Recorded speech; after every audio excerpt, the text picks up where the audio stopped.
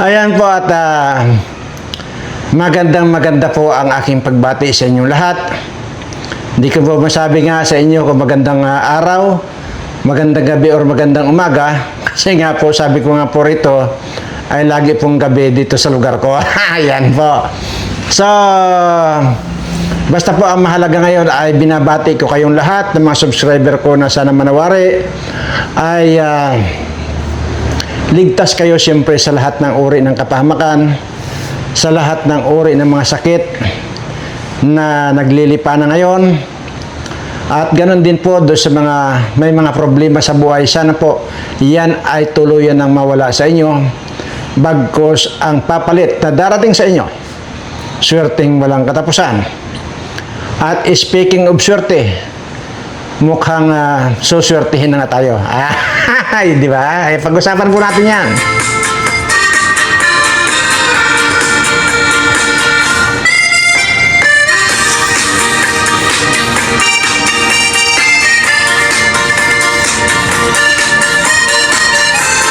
Ayan po, at hindi na nag-comment, hindi na nag-comment yung nag-request sa akin na pag sumasayaw daw ako tumayo, di ba? Noong nakaraan tumayo ako.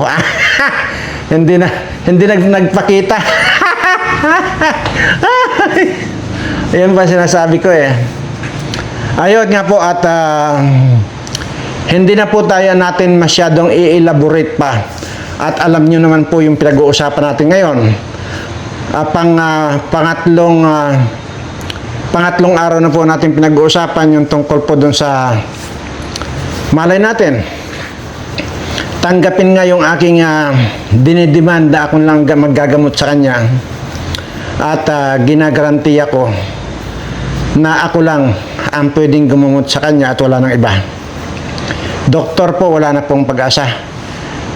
Hanggang sa yung pangsamantalang kagalingan lang ang pwedeng maibigay ng doktor.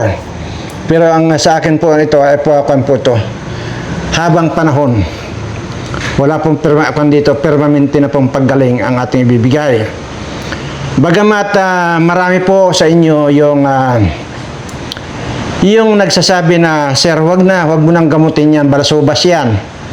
Wag mo nang gamutin kasi pagka ginamot mo pa yan, ay mas marami pang kukulimbatin niya na pira.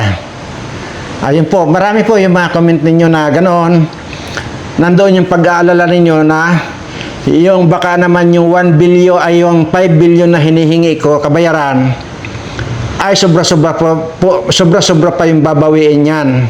Pag halimbawa, wala na siyang sakit at gumaling na. Ay, opo, hindi ko po kayo masisisi kung ganun po yung inyong mga iniisip. Kasi nga po talagang lahat po talaga tayo ay dalang-dala na. Kaya hindi ko po masisi kung ganun po yung mga comment ninyo. Tama po kayo. Lahat po yung inyong comment tama. Kaya lang po ay hindi ko lang po ibinubuhos dito, hindi ko lang po ini-explain sa inyo kung ano pa po yung mga kasunod noon. Dahil siyempre, ay pakakagatin muna natin doon sa pagagalingin natin. Pero may kasunod pong kondisyon yun. Pero talagang totoo, mapapagaling natin yan. Walang duda, 1,000% sabi ko nga.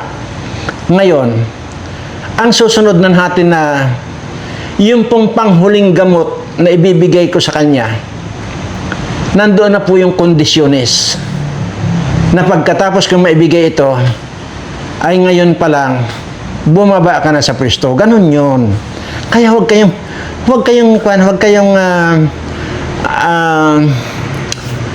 sabi ko naman na hindi ko kayo masisisi. Pero, ito pong gagawin natin, gagawin ko, ang sinasabi ko po rito yung lahat po ito ay kapakanan ng mga subscriber ko at yung mga naniniwala sa akin. Yun lang po. At ganito lang po yan.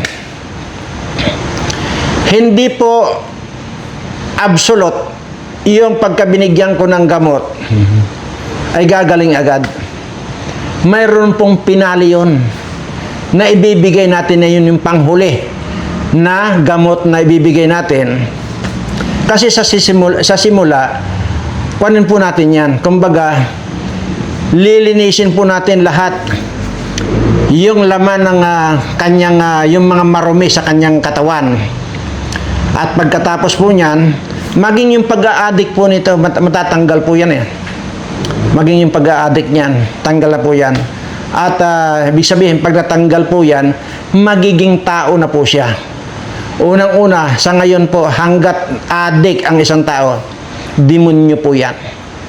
Agree po ba ako dun sa sinasabi ko?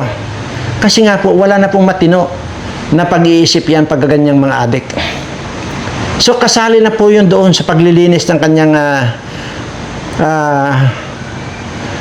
mga organ, kumbaga. At yun nga po yung pangpinali.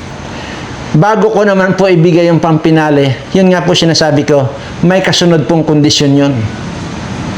At ang kondisyon yan, baka pwedeng magkulong na lang siya sa sarili niyang bahay doon sa kanila. Yan po ang pwede kong ikondisyon. Dahil kung hindi siya tutupad doon sa kondisyon ko, abay babalik lang po yung sakit niya. At yung pagbalik ng sakit niya, wala na po. Wala na pong treatment akong gagawin sa kanya.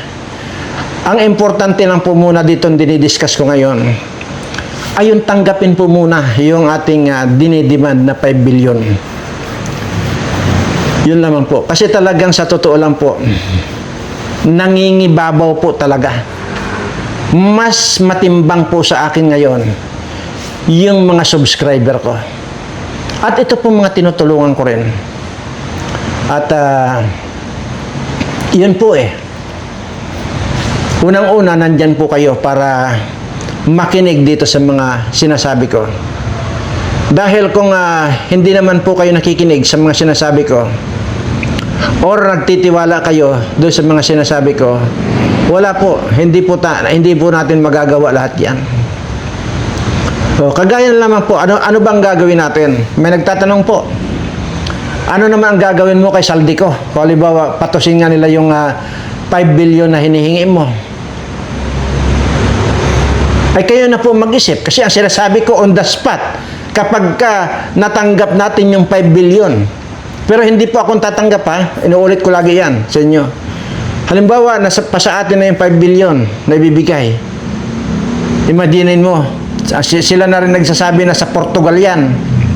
Imaginin nyo ha, bakit ko ngayon sasabihin na once na natanggap natin yung bayad na 5 billion, kasabay noon naglalakad na siya papunta sa presinto at isosurrender na niya yung sarili niya. Ayaw na po ang mag-isip doon kung ano yung gagawin ko. Ganun lang po. So,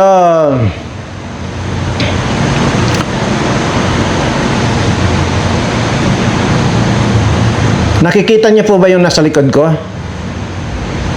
Hindi yung TV, hindi yung CCTV. Yung nasa likod ko po. Ang tinutukoy ko po dyan ay tao. Yung nasa likod ko. Nakikita niyo po ba? Ngayon kung sa ngayon po ay hindi niyo nakikita, well, titigan niyo lang po. Pero oras na nakita niyo na, oras na kitang-kita niyo, antimano po screenshot ninyo. Pagka na-screenshot po ninyo, mag-comment po kayo rito kung na-screenshot ninyo at ipadala nyo sa akin yung screenshot na-screenshot ninyo itong tao na nandito sa likod ko. Nakaupo po. Nakaupo din sa likod ko. So, titingnan natin kung mukha ba ng ating Panginoon yan. At ngayon nyo pa lang, makikilala talaga yung totoong mukha ng Panginoon, hindi yung nakikita nyo dyan sa mga kalendaryo. Hindi nakikita nyo dyan sa mga kung ano-anong mga sine na yun ang Panginoon. Hindi po. So, pagka nakita nyo na po, screenshot nyo, ipadala nyo na po sa akin dahil yan na po yung simula. ng pagbabago ng buhay nyo. Sinasabi ko po yan.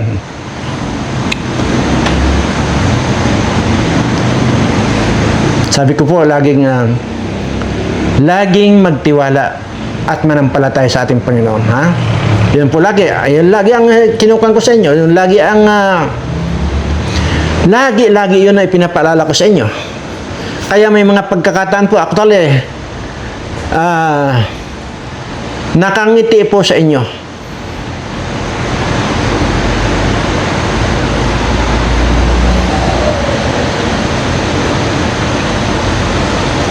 Okay. Sige. At sige lang. At I'm sure na may nakakita na po sa inyo. Sabi ko, screenshot ninyo at isend nyo dito sa akin yung nakita ninyo at i-confirm po natin at meron po tayong gagawin dyan. At yun na po yung sinasabi ko, yan na yung simula ng pagdaloy ng biyaya sa inyo. Kung kayo man po lahat ang nakakita, ito sinasabi ko nandiyan sa likod ko nakaupo. Dadaloy na po parang kanyan. Parang walang katapusan na pagdaloy ng swerte sa inyong lahat. Yan na po yung sinasabi ko lagi.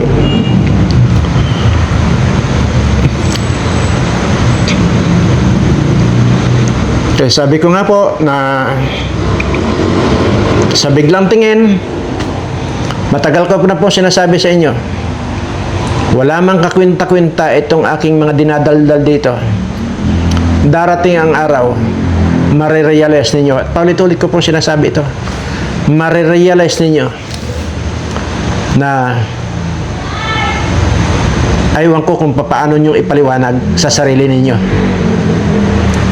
yung madidiscover ninyo sa pagmumukhang ito. Okay. So, mabalik po tayo dito sa ating pinag-uusapan. At kaya po, ayaw ko pong i-elaborate ng mabuti kasi nga po, nakakuha po tayo ng impormasyon na nakadiaper na lang daw po siya. At katunayan, kabilin-bilinan po nung nag-kon sa atin, nagbigay ng impormasyon. Nandito naman po. Nandito po yung informasyon at kabilin-bilinan ng alam niya. Huwag ako magbabanggit ng kahit na ano na kasi mahalata na nila pagka may binanggit pa ako. Yun po yung nabigay na informasyon sa akin, yun ang kabilin-bilinan din sa akin na yun po at actually, ang haba nga po nung conversation namin, nandyan po, word by word po yung conversation namin na sa ngayon po ay nagdadiaper na. At hindi na raw po matigil yung pagdurugo. Yan po yung sinasabi ko na pangsamantala, maampat naman po lahat yan. Mayroon pong kanyan, mayroon pong kagalingan din yun, pangsamantala. Kung sa doktor po, sabi ko nga po, kung sa sakit, ay may isang injection lang po yan, tanggal ang sakit. Dito po naman sa pagdurugo na hindi maampat-ampat at tuloy-tuloy lang, mayroon din pong pampaampat dyan. Pero sabi ko nga po, hanggang doon lang po yan. Pag napigil mo yan ngayon, hanggang doon lang siya. Parang haharangin mo lang siya. Pero yung pinagmumulan, sinabi ko na po, diniscuss na ko na yung kahapon, yung pinagmumulan hanggat hindi nagagamot yon, wala po. Mas marami pa pong sisirain. At pwede pang mismong buhay mo ay masisira na. At ito naman po ay hindi tayo natutuwa. Dahil una, ang sinasabi ko lang po rito, nagiging demonyo lang po yung isang tao. Yun nga, di ba po, ulit-ulit ko naman sinasabi, na kapag ka ikaw ay may bisyo. Kagaya po nitong mga itong mga politikong ito.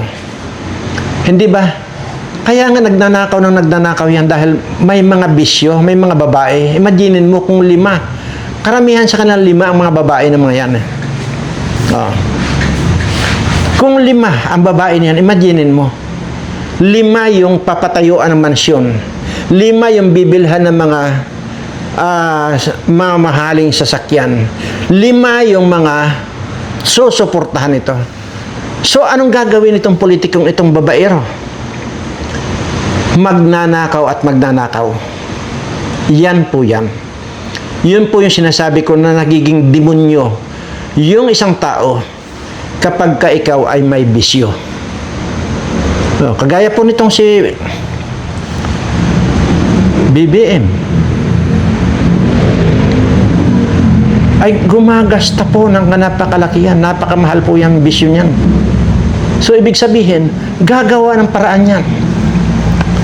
Imagine, alam naman niya, ang kahihinatnan niyan kung sakali, talagang kalabuso yan. Pero, tuloy-tuloy pa rin.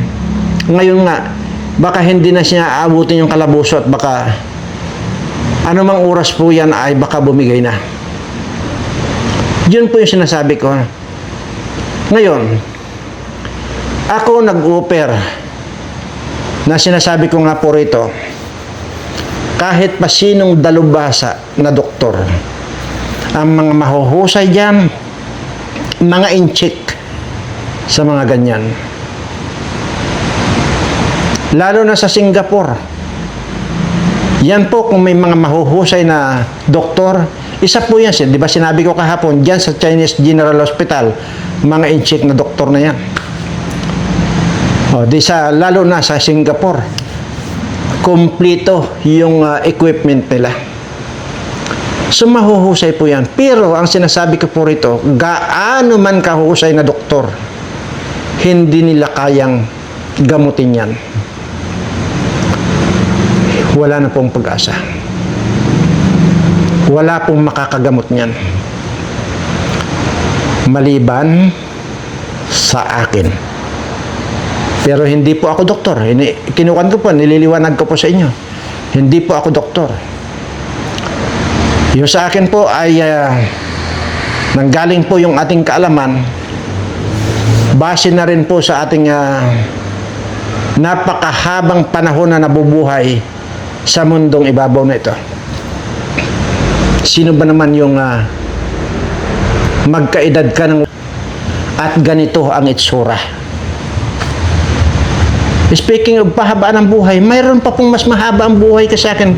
Hanggang ngayon po buhay. 259 years old. Nag-celebrate pa po ng birthday. Kaya lang, talagang wala na. Bangkay na. Pero buhay po ito. Pakita ko lang po. Para, baka po kasi wala kayong alam. Kala nyo lang nagkukuhan tayo. Tawag ito, nagbibiro lang tayo. Ito po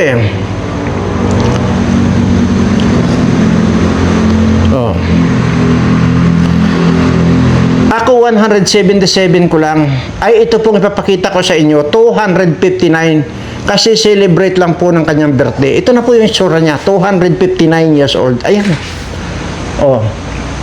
Ayan po ang itsura niyan. Yan 259 years old. Buhay na buhay. See? Tapos yung nagko-comment diyan na hindi raw siya maniwala na 175 years old, 177 years old ako. Ay sinong paniwalaan mo? Di paniwalaan mo sarili mo. Imaginin mo ito, buhay na buhay po ito ngayon. 259 years old. Ayan. So, hindi lang po ako matanda. Ang pagkakaiba lang po namin dito ngayon, aywan ko kung hindi ko na po tiyak aabutin itong 259 di ba? Sinabi ko po yan sa inyo. Pagtungtong po ng pang 200 years old ko, alas 12 ng hating gabi, pagtungtong ng paltik ng orasan niya na eksaktong 12 o'clock ng hating gabi, pang 200 years old ko, doon na po ako malalagutan ng hininga. Ay ito po, hindi ko naaabutin yan 259 na yan. Hanggang 200 lang po ako. At alam ko kung kailan nga ako mamamatay pagtungtong nga niyan, alas 12 ng hating gabi. Yan yon. So, ibig ko sabihin ngayon, 177 years old ko na ngayon. So, mayroon pa akong 23 years na mamalagi rito. At sa loob ng 23 years na yon, tiyak na tiyak ko sa inyo na bago tumungtong yung 200 years old ko at malalagutan na ako ng hininga, lahat ng mga naniniwala, lahat ng mga nag-aaksaya ng oras na para panoorin ang wala kong kakwenta-kwentang mga content, sisiguraduhin ko sa inyo, nasa maayos na kayong kalagayan. At dito pa lang, madinin, matagal pa yung 23 years. Ay, ngayon pa lang meron na ako nakikita-kita eh. Nakinikinita ko na. Na mababago na ang buhay ninyo. Ngayon pa lang. How much more kung abutin pa natin yung 23 years? Ay, ngayon pa lang eh. May pakiramdam na ako. Akala nyo ba yung 5 billion na dinidemand ko, pangpakagat yun. Pakakagatin ko lang sila. Pag kumagat yan, hindi na makakaurong sa akin yan. Oh, di pwede ko nang limasin lahat yung mga kayamanan nito. Kaya nga, hindi ako nag-mention dito ng tao. Ayaw ko mag-mention dito.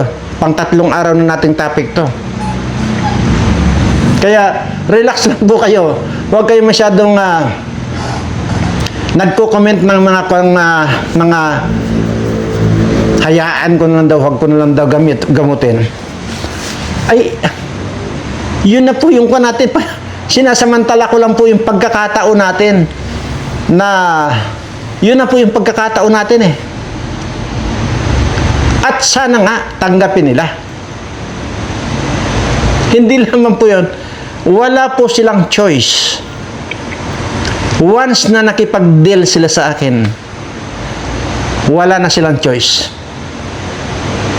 Lahat isusuka na nila. Wala na. Kaya ito, lalo na itong mga ibang side, damay-damay na po yan. Wala na po silang choice, hindi na po sila makakaurong kung sakalit tinanggap nila itong dinidemand natin.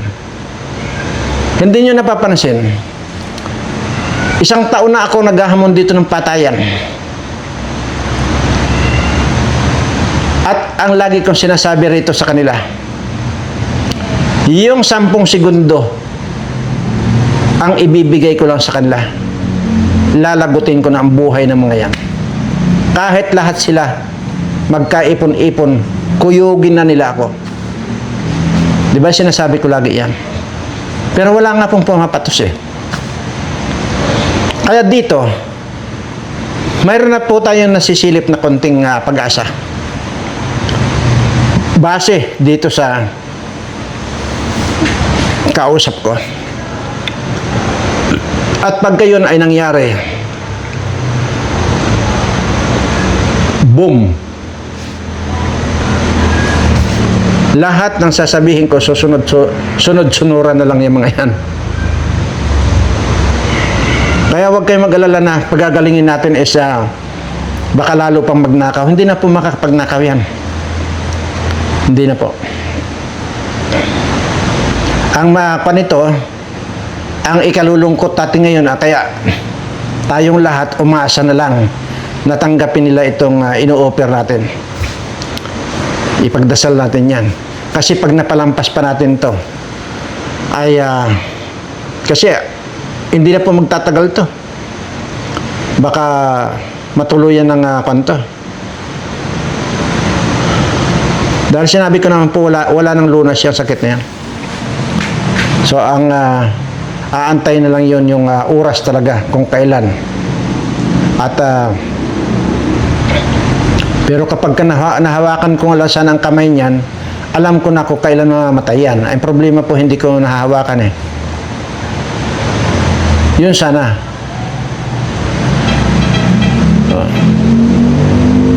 Anyway, so yun po ha, at ayon po doon sa ating nakuhang impormasyon, naka-diaper na lang daw po. Kung wala, ayon din sa kausap ko, kung maglalabas man sila ng video, na maayos siya, naka-diaper na po yun. Kagaya pala nung, di ba, lumabas ang video na okay daw siya at yung mga, wag daw maging excited yung nagdarasal na mawala na siya. Yun daw pala, talagang pinilit lang daw niya na yung sarili niya na maging maayos, pero hindi pa rin naging maayos di ba? Kita niyo naman. Pinilit lang daw po yung for media lang. Para lang masabi nga na okay siya. Siyempre kasi, may batas kasi na kapag hindi na makapagpangsyon ang isang presidente at magte-take over na dyan yung vice president. So kaya itinatago nila. Ngayon nga, naka-diaper na lang daw. Yun. Pero tapusin na po natin yung usapang yan at ang nasagot ko naman po yung mga pag-aalala ninyo na baka lalo pang marami siyang nanakawin kung ginamutan natin. Hindi po ganon. Sana po maintindihan nyo. Kaya yun po ang mahalaga doon, yung napapanood nyo, yung buo ng ating discussion ngayon. Kaya ugaliin lang po na panoorin ng buo. At sige, mag-segue naman po tayo rito sa kwan. At alam niyo po ba na namasyal po ako dyan sa kwan?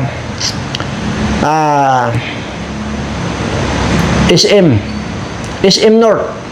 Namasyal po ako. May biglang umakbay sa akin. Imaginin mo. Noong ako na yun, sandali ha.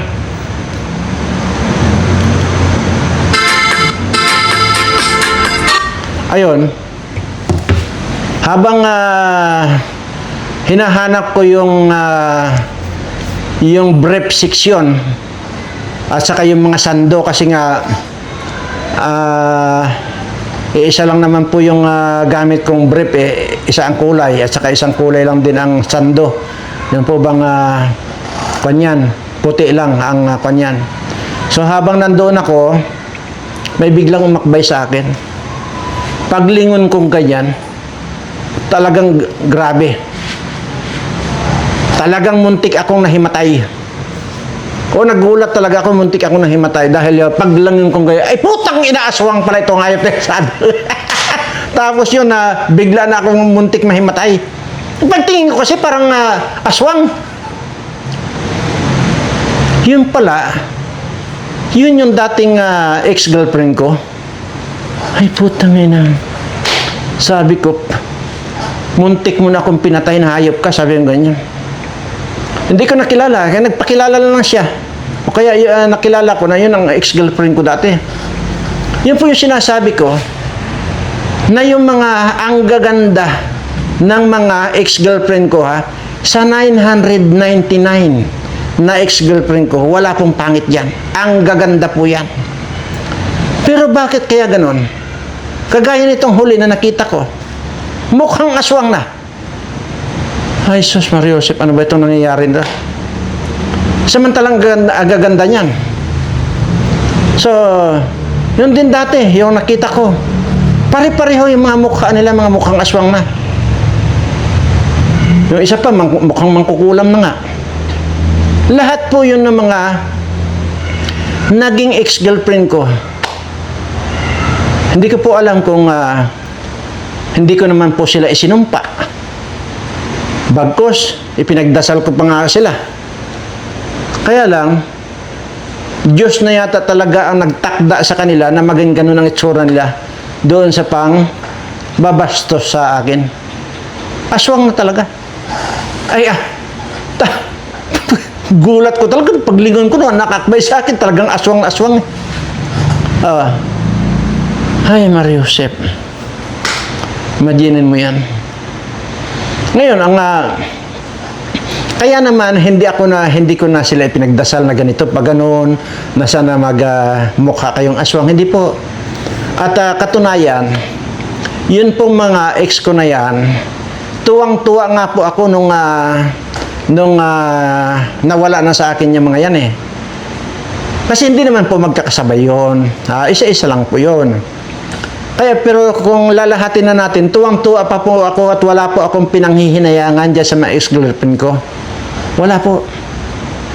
Bagkus natutuwa pa nga ako na wala na sa akin eh. Una, ang tatakaw, sinabi ko sa inyo. Sinabi ko na yun sa inyo, ang tatakaw talaga. Imagine mo yung kahit pa magsaing ka ng isang drum, ubos yan. Ganun katatakaw yung mga yan. Pero hindi naman ako nanghihinayang doon sa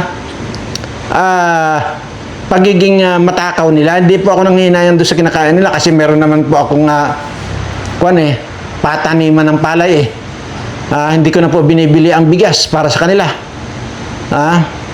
Kasi nung araw, kumakain pa po ako ng kanin nung araw. Pero ngayon matagal na hindi kumakain ng kanin. Kaya yung iba na nadatnan na nila ako na hindi kumakain ng kanin, kaya sila na lang po ang lumalamon. Abay, katatakaw. Magkon ka, nako, sabi ko nga, grabe. Hindi ko naman binibili ang bigas kasi nga sabi ko, ay ilan din yan. Meron din akong 20 hectares na pinagkukunan ng bigas. Diyan lang po sa kwan eh. Dito sa amin sa Mindoro. Diyan sa Nueva Ecija. Mayroon po tayong palayan. Kaya hindi ko na po problema ang bigas na pampakain dito sa mga matatakaw kong mga ex. Noong girlfriend ko pa sila. Yan. Bukod na sa matatakaw, mga ambisyosa. Sabi ko sa inyo, pag nakita nyo, parang mga prinsesa yan. Kalalaki ng mga kanila, mga earrings nila. Ang pinakamababa dyan, 18K. Yung mga kanila, yung mga alahas nila, mga 24K yan. Kung saan namin binili, sa Dubai pa po namin binili. At yung iba, nagpapasadya po ako. Maswerte yung mga huli kasi pinasadyaan ko na yan. Doon sa mga nagbabawas lang ako doon sa mga kamuting dilaw, pinapasadya ko po yan. Napakahuhusay po ng kakilala kong alahero. Yan po yan. Kaya bago umalis yung mga yan, ay sagana. Tapos nung makita-kita ko nung mga bandang huli na, wala na yung mga alahas nila, nakasanla na raw. At yung iba na rimata na. Kasi nga, yung mga naging boyfriend nila, mga addict din. So, kaya yun. Ayun, Merisi. Nawala din. Yung mga pinagputahan nila, nawala din.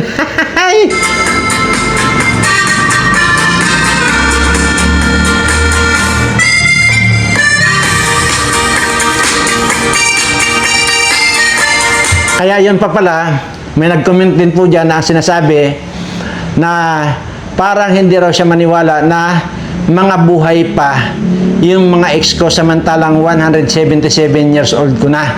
Ayan na.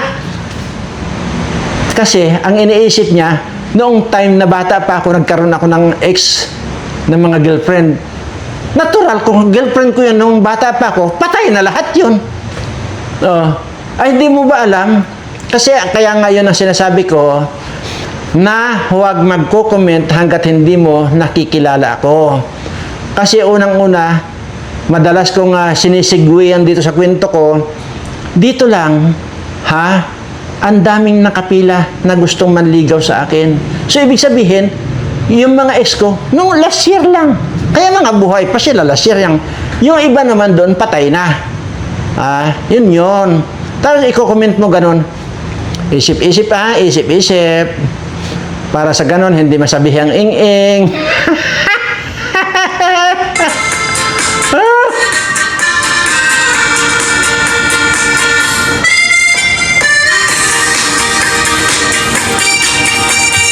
Kaya, sa totoo lang po, habang umaalis or habang naghiwalay kami ng ex-girlfriend ko, ng girlfriend ko, lalo akong bumabata. Sila, mabilis yung pagtanda hanggang sa nagiging mukhang aswang. Ay! Ay! Ay!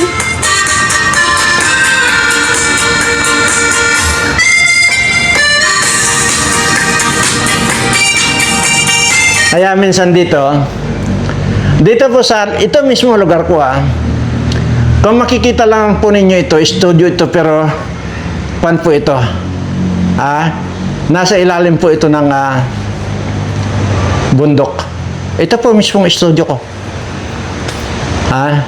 Mayroon lang pong kanyan sa taas, antina. Para nandun po yung, kaya itong CCTV po na ito, konektado po yan dun sa taas, yung kalsada doon. At mayroon po yung, bago po makarating dito, nahahagip lang po nung CCTV yung may kalsada lang. Pero private kan po yan, private road po yan. Mayroon po dito, bago po kayo makapunta dito mismo sa akin, mayroon na pong tulay yan. Hindi na po makakatawid yan. Mayroon pong hangganan yung kalsada. May tulay po yan na foldable. Ibig sabihin na po-fold po yan. Kung halimbawa wala akong labas or hindi ako kung nandito lang ako, wala po yan. Naka-fold po yung tulay na yan. Kaya wala po nakakadiretso dito. At kung may makapunta man dito, 1 kilometro pa po dito, yung kalsada na yan, bago makarating kayo dito sa may tulay na sinasabi ko na foldable. So, paano kayo makatawid dito? Maliban na lang, magbabangka kayo. Habang nagbabangka kayo, dinirat-rat na kayo dyan ng mga yun. Ganun lang yun. At saka habang nagbabangka kayo, yung bababa pa lang kayo sa bangka ninyo, di pinapak na kayo ng mga buhaya dito. Ganun lang yun. Kaya alam nyo ba, ilang bis, ang dami nang nag-request sa akin dito na kung pwedeng itago ko sila rito. Pwede ko kayong itago kung ang kasalanan ninyo, pumatay kayo. Yun lang. Kung ang problema ninyo, hinahanap kayo ng batas, pumatay kayo, lalo na kung ang pinatay ninyo, mga kawatan, itatago ko kayo rito. Walang makakaalam dito. Walang pwedeng pumunta rito. Pero, kung nagnakaw kayo, bullshit. Ako mismo ang papatay sa inyo. Mayroon na pong ilang beses na po yan. Kasi di ba nababanggit ko naman po na mayroon akong mismong congressman. 2 po yung congressman ko na nakakilala sa akin. Mismo. Kaya doon sila nakikipag-usap. Sabi ko dito sa kakilala kong congressman, sabihin mo dyan, pwede ko silang kupkupin dito kung ang kaso nila pumatay. Pero kung ang kaso nila, pinagnakawan nila itong mga kababayan ko, bullshit. Ipalalamon ko sila dito sa mga alaga kong buhaya, dito sa basement ko. Yan lang yun. Simple lang ang gusto ko. At sisiguraduhin ko, wala makakakon dito. Walang makakatuntun. Ang pwede lang dito, pumunta rito, helicopter. Pwedeng bumaba rito sa tuktok ng bundok helicopter. Pero pagbaba nila rito, alam ba nila kung saan sila susuot? Kailangan pa nilang bumaba. Habang bumababa sila ron, patay na sila. Ganun lang po yan. Kaya napaka-safe dito. Oh. Yun po, lahat po ng wanted na mga ang kaso ay pumatay ng magnanakaw, lalo na kung ang pinatay halimbawa mga congressman o senador na mga magnanakaw. Welcome na welcome kayo dito sa lugar ko. Pwede kayo magtago dito. Pero kung kayo mismo ang magnanakaw, ay tabla-tabla tayo. Tatanggapin ko man kayo rito, pero diretso kayo doon sa bunganga ng mga buhaya ko. Ganun lang. So, ayan po at mahaba na po ang ating diskusyon. Pero, sana nga po ay, pero may ko na po eh. Sige, wag ko na munang i-discussion. Basta ito lang po ang masabi ko, mukhang may pag-asa tayo. At, sana nga.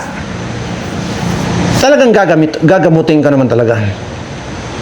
Pero napakarami kong kondisyon. Pagka panghuling gamot na ibibigay ko, yun na yung kondisyon ko. Na hindi na siya makakaurong. Hindi na siya makaka-atras. Kasi wala na. Ganun lang po yan. Kaya konting pa lang po. Konting easy tayo lahat at dasal-dasal lang na baka sakali. Pero uulitin ko lang po ulit kung sakali man po't mangyari yun. Siguro yung mga talagang aktibo rito na nakakapanood, mag-a-announce po ako rito. At mayroon naman po akong opisina dyan sa sa Manila at saka sa Bulacan. At mayroon po tayong pwedeng mapag-istihan dyan kung sakali dyan kayo mag-ipon-ipon sa may buron po akong malaking budiga dyan na yan po ay air condition yan kaya lang wala lang pong kaya madali lang pong tayong bumili ng kutson dyan, higaan nyo kung sakali para pagka nagkabayaran tayo, kayo ang tatanggap, hindi po ako. Hindi. Sinabi ko na po yan sa inyo. Hindi ko pa sasaraya rin dito kahit sintabos sa kapalad ko ang anumang pera manggagaling dyan. Ganun naman po. Kung ano po itong sinabi ko, yun na po yun. Hindi na po mababago. Kaya kung halimbawa, positive na tayo, mag-announce ako rito. Ay mga subscriber ko na active dito, pumunta kayo sa isang lugar na ganito, sa ganung address. Doon po kayo mag-stay. Hanggang doon sa time na mag-aabutan na tayo ng pera at kayo ang umabot ng pera. Kayo rin ang mag-distribute sa inyong mga kasamahan. So maliwanag po ba na itong pong ginagawa ko ay hindi para sa akin? Paulit-ulit yung pong naririnig sa akin. Kailanman, hindi ko na po kailangan ng pera. Sobra-sobra na po. Yung mga blessings na ibinigay sa akin ng ating Panginoon, ipinagkatiwala sa akin. So, aanhin ko yan. Kaya lahat po yan, ibabalik ko lang din po sa tao kung ano man pong mga blessings na ipinagkatiwala niya sa akin. Pero 23 years pa po tayo magsama-sama kung sakali. Maraming salamat po sa lahat po ng aking mga subscriber. Mahal na mahal ko po kayong lahat.